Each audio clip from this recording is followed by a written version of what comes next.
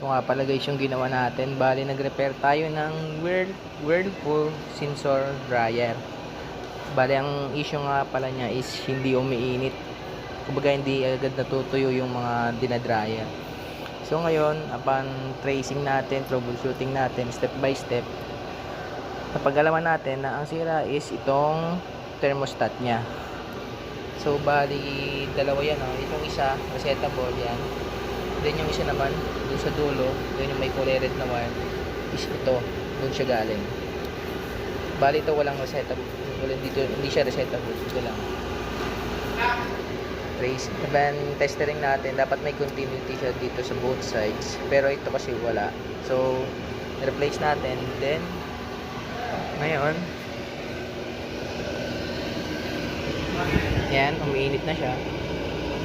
Okay na. Success ang repair natin ng Whirlpool sensor dryer. Ito nga pala guys yung ginawa natin. Bali nag-repair tayo ng Whirlpool sensor dryer. Bali ang issue nga pala niya is hindi umiinit. Kumbaga hindi agad natutuyo yung mga dinadryer. So ngayon, upon tracing natin, troubleshooting natin step by step, napag-alaman natin na ang sira is itong thermostat niya. So bali dalawa yan, oh. Itong isa resettable yan, then yung isa naman dun sa dulo, then yung may kulay red na wire is ito, dun siya galing.